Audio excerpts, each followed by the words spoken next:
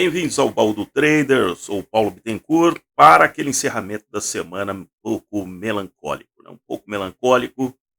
Indo aqui para o nosso gráfico, caso aqui coloquei, fiz questão de colocar o intraday, que vale uma observação no intraday.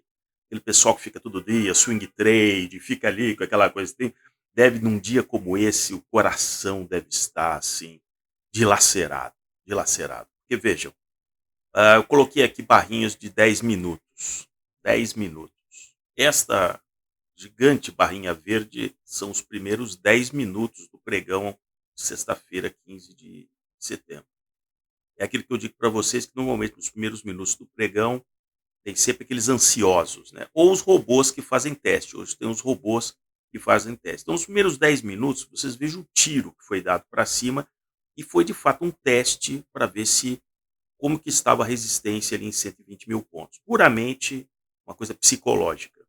Aí bateu, e nos 10 minutos seguintes, que é a barra vermelha, esse movimento é anulado. Né? E aí começa o longo processo de tentativas menores. Você observa tentativas menores, isso é super importante. Esses padrões se repetem, porque são padrões humanos. Né? Então, classicamente, nós já sabemos que os topos que vão ficando cada vez menores, né? O limite do topo subsequente é menor do que o topo antecedente, por exemplo. Então, você vai vendo uma sequência onde o movimento principal não é realmente dos topos. Os topos você está olhando a fotografia. Quando você olha o filme, você vê que cada topo já era menor do que o topo anterior. Mesmo no intraday. Mesmo no intraday, a força com que o mercado tinha para tentar reagir, ela foi perdendo você tem um horário para encerramento e aí ele termina, né, vocês vejam que os últimos minutos aqui já surgem duas barras bem já fortes por 10 minutos, olha que interessante, fica aqui, foi uma tentativa, ele ainda vazou um pouco aqui, voltou, ficou aqui, entalado aqui. Quando você vai para o gráfico diário, né, se a gente trocar aqui simplesmente o time aqui, ó, forma-se isso aqui, uma tentativa que nós vimos a semana, ela termina de fato positiva, são 4 pregões aqui positivos e o dia de hoje. E finalmente, quando nós vamos aqui para um quadro semanal, se mantém aquele padrão lateral que me incomoda bastante, porque bolsa não é para andar de lado, não é caranguejo, para ficar andando de lado. Isso é um mau sinal. É um mau sinal. Ele está encaixotado dentro desse padrão, e à medida que os dias vão caminhando para o final do ano, há uma tendência, pela circunstância fiscal em que nós nos encontramos, de deterioração fiscal. Então, as oportunidades de ter dias e semanas muito otimistas aqui, elas vão diminuindo. O que não quer dizer que para uma empresa em particular, a gente está falando aqui do índice, desse conjunto de empresas, muito focado inclusive em commodities, como eu já disse para vocês. A nossa bolsa é uma bolsa, de certa forma, semi-estatal, que você está cheio de empresas poderosas, como a Petrobras, que são de capital misto, mas quem manda realmente é a União, e empresas de commodities. Então, a nossa bolsa ela é muito limitada, não só no número de empresas, né, de um volume relevante, mas também porque ela tem esse vício, né, de ser uma bolsa focada em commodities e empresas semi-estatais. Né. A tendência, felizmente, é diminuir isso. Né? Se a gente, como agora recentemente, uma Copel privatizada, a Sabesp em breve, né? Mas ainda assim tem uma concentração muito grande e muito focada em commodities. E por falar em commodities, vamos analisar isso aqui. Ó. Olha aí. Isso, na verdade, é o SP 500. Teve uma queda importante hoje. lembro, até ontem todo mundo dizendo, não, soft land, Estados Unidos e tal, tudo pode mudar. Em 24 horas, aquele cara que disse para você que estava tudo lindo, maravilhoso, confiança, o CPI saiu dentro do esperado, tudo muda, tudo muda. E aí a bolsa, o SP500, cai mais de 1%. E o petróleo, o Brent, está quase a US$ 95.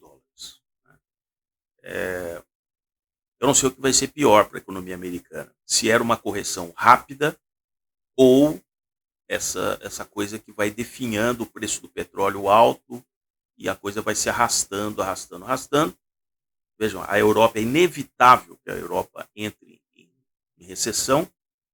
Vejam os custos de energia na Alemanha, proibitivos. A hora que a Alemanha entrar em recessão, por tabela, a Europa mergulha junto. Porque quem ainda mantém ali um certo vigor, ali, se você é desproporcional a capacidade produtiva alemã, aquilo que ela produz de valor agregado, versus os outros países da União Europeia. E a Ursula, aquela do Laquet, está dizendo que quer ampliar o número de países para 30, para ser mais países subservientes aos burocratas de Bruxelas. Atualmente são 27 e existem países que estão aí na fila, então rapidamente precisamos chegar a 30. Como se isso resolvesse o problema da União Europeia. Né? Quer dizer, ela resolve para países onde a mão de obra seria mais cara, então você não vai contratar ali no seu país, na França, na Alemanha, na própria Bélgica, aí você vai contratar, por exemplo, da Turquia. A Turquia está na fila, então é melhor você. A Alemanha, aliás, depois da Segunda Guerra, enviava os ônibus lá para a Turquia e trouxe milhares de trabalhadores turcos para irem trabalhar na Alemanha. Aí eu me lembro que uma época eu fazia uma viagem de estudos no fim dos anos 80 e a revolta de cidadãos turcos que estavam sendo, o governo alemão estava, naquela época, estava pagando para eles irem embora. Veja que coisa fantástica, né? Pagando. Eu me lembro de um senhor, num restaurante que eu fui fazer um almoço, fui almoçar, e ele dizendo assim, pô, meu filho já está aqui, já nasceu na Alemanha e tal, foram me buscar lá na Turquia, agora estão me pagando para ver se eu vou embora e tal. Então é uma situação na Europa é cíclica, né? Ora ela tenta acolher as pessoas para ela para trabalhar, trabalho escravo mesmo, né? Sob um certo aspecto. Né? E hora depois ela diz, não, não preciso de você, fechamos fronteiras, enfim. A própria Inglaterra tem essa característica bastante dual, né? Ora ela está na Europa, ora quando a coisa aperta, ela não sou Europa, estou fora da Europa, não à toa que houve o Brexit. Então isso explica muito o espírito europeu. Né? Bom, o que eu tenho finalmente de alerta para vocês? Fujam dessas debêntures incentivadas. Hoje já apareceu mais uma daquelas transportadoras fofas, dizendo que, olha, sinto muito, não vou poder pagar aquele juro aquelas debêntures. Aí você vai olhar a dívida da empresa, é sempre duas vezes e tanto o faturamento, e aí se emite essas debêntures. O banco credor fala, cara, vamos emitir uma debênture para passar realmente, para passar o mico para a pessoa física, né? E aí é feita aquela emissão de debêntures maravilhosa e tal. E agora, né, eles vão ter que negociar aí com os debenturistas quando que eles podem pagar. Tem a outra lá também, lá da Bahia, fazia aquelas matérias poupudas, né, no jornal, como se fosse a maior fábrica de hidrogênio verde, não, maravilhoso e tal, e eu acompanhando o endividamento, acompanhando a situação, fechando planta no Nordeste e tal. Aí, de repente, aparece, não, não, agora a gente vai vender parte do projeto da tal planta de hidrogênio verde. Ah, agora você vai vender, aí empresa alemã, dizendo, não, estamos juntos, estamos nessa. Aí começa a aparecer aquelas notinhas, né? Empresa, contrato, escritório de advocacia para fazer uma reestruturação assim, assim, assado. E aí, finalmente, ela entra em recuperação judicial. É assim. E aí, estava pensando, hein? Estava pensando em fazer IPO, lançamento de debêntures. Então, vocês fiquem espertos. Quando começar esse papo, você vai lá e, primeira coisa, faz o levantamento. Quanto essa empresa deve, o que ela está fazendo, quais são os bancos que são os credores, e aí veja se não tem uma coincidência de que os maiores credores são os emissores desses papéis de dívida privada. Tá tá certo?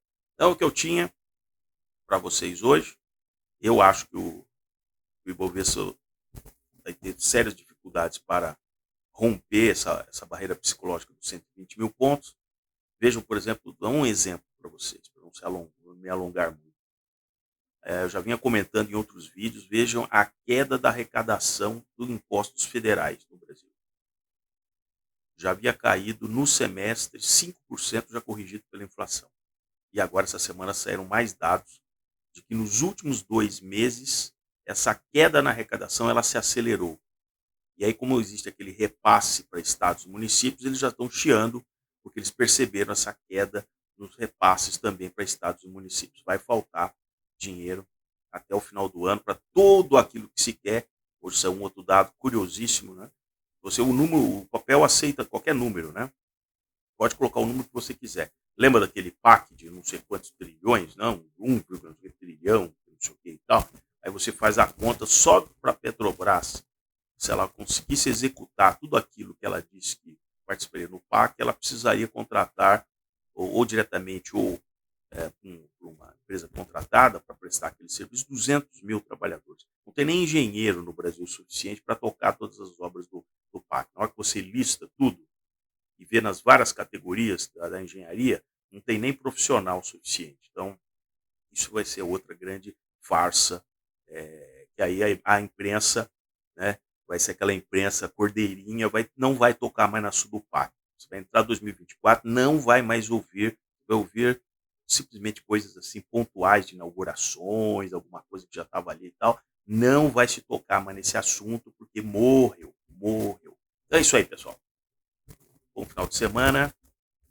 Xanatovar a todos aqueles que estão ingressando no novo ano e nos vemos aí na semana que vem.